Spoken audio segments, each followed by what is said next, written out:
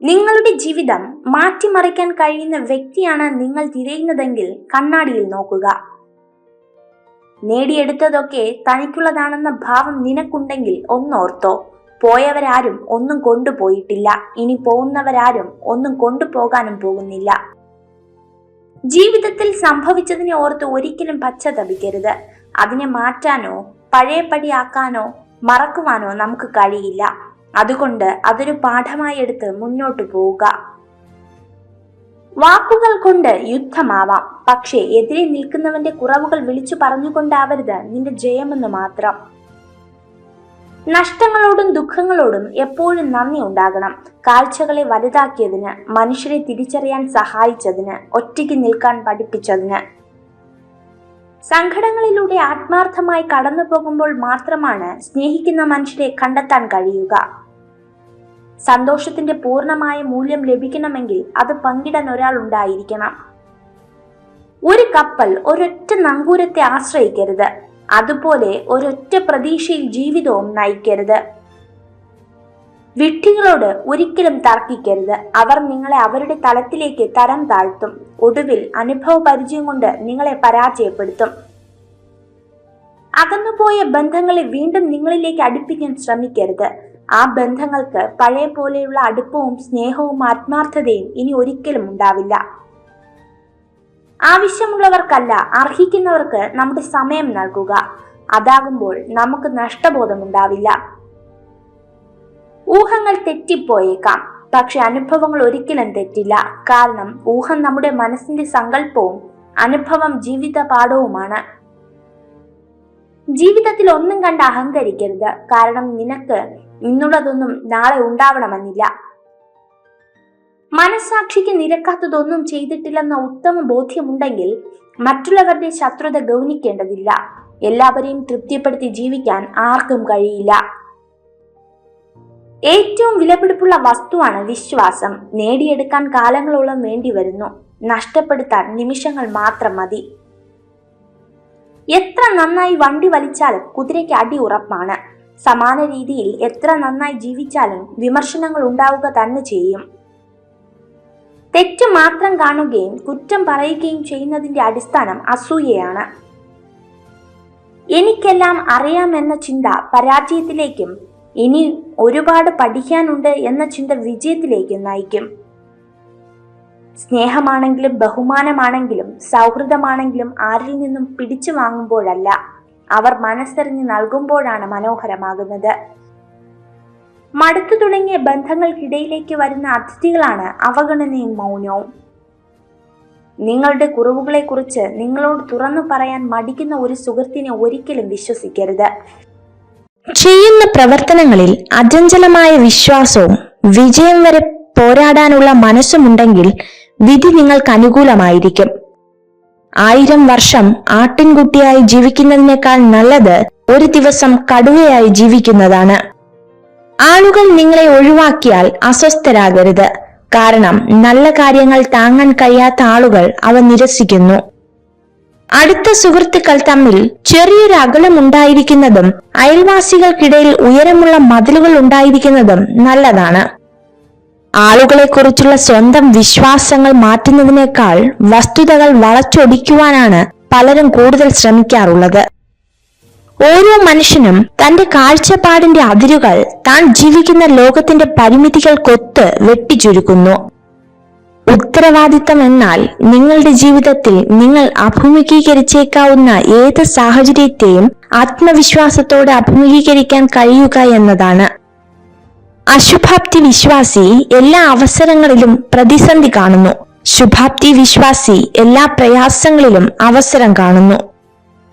നിങ്ങളുടെ മനസ്സ് എങ്ങനെയാണോ അതുപോലെയാണ് ലോകവും. അതിനാൽ എപ്പോഴും നല്ലതിനെക്കുറിച്ച് ക്രിയാത്മകമായി ചിന്തിക്കുക. നിങ്ങളുടെ ദുഃഖങ്ങളും സങ്കടങ്ങളും എത്രമാത്രം മനസ്സിൽ സൂക്ഷിക്കുന്നുവോ അത്രത്തോളം മനസ്സിന് ഭാരം കൂടുന്നതാണ്. നമ്മുടെ ആശയങ്ങളിലും വിശ്വാസങ്ങളിലും അടിയുറച്ചു നിൽക്കുക. മറ്റൊരാൾക്ക് വേണ്ടി ഒന്നും മാറ്റേണ്ടതില്ല. തുടർച്ചയായി പുരോഗതി കൈവരിക്കുന്ന ആരെയും ഒരിക്കലും നിരുത്സാഹപ്പെടുത്തരുത്. എത്ര പതുക്കെയാണെങ്കിലും അവർ വിജയിക്കും. ഒരു ജ്ഞാനി സംസാരിക്കുന്നത് അയാൾക്ക് എന്തെങ്കിലും പറയാനുള്ളതിനാലാണ്, എന്നാൽ ഒരു വിഡ്ഢി എന്തെങ്കിലും പറയാനായി സംസാരിക്കുന്നു. പൊതുസമൂഹം എന്നത് കുറ്റങ്ങളെ മാത്രം ചൂണ്ടിക്കാണിക്കുന്ന സമൂഹമാണ്. അവിടെ മറ്റുള്ളവരുടെ കുറ്റത്തിന് വില കൊടുക്കാതെ നമ്മുടെ ലക്ഷ്യത്തിൽ മാത്രം നോക്കി സഞ്ചരിക്കുന്നത് അതിജീവനമാണ്. ഒന്ന് ചിരിച്ചാൽ തീരുന്ന പിണക്കങ്ങളുണ്ട്, ഒന്ന് ക്ഷമിച്ചാൽ തീരാവുന്ന തർക്കങ്ങളുണ്ട്, ഒരു വാക്കിൽ ഒഴിവാക്കുന്ന സങ്കടങ്ങളുണ്ട്. ഇതൊന്നും തിരിച്ചറിയാത്ത മനുഷ്യരുമുണ്ട്. ഏതൊരു കാര്യം ചെയ്യുമ്പോഴും ഒരുപാട് പ്രയാസങ്ങളും പ്രതിസന്ധികളും ഉണ്ടാകും. അതിനെല്ലാം തരണം ചെയ്ത് മുന്നോട്ടു പോവുക. എത്രത്തോളം നമ്മൾ സഞ്ചരിക്കുന്ന വഴി ദുർഘടമാകുമ്പോഴും മനോഹരമായ ഒരു വഴി മുന്നിലുണ്ടെന്ന തോന്നലിലാണ് നമുക്ക് മുന്നോട്ട് നടക്കാൻ പ്രചോദനമാവുന്നത്. സ്ത്രീകളുടെ പുറകെ പോയി സമയം കളയുന്നവർ നഷ്ടപ്പെടുത്തുന്നത് സ്വയം മെച്ചപ്പെടുത്തി കൂടുതൽ ആകർഷണീയമായ വ്യക്തികളാകുവാനുള്ള സമയമാണ്. അപ്രതീക്ഷിതമായി ഉണ്ടാകുന്ന നിരാശ ഒരുപക്ഷെ നമ്മുടെ ജീവിതത്തിൽ ഇരുട്ടിലേക്ക് നയിക്കാവുന്നതായി തോന്നാം.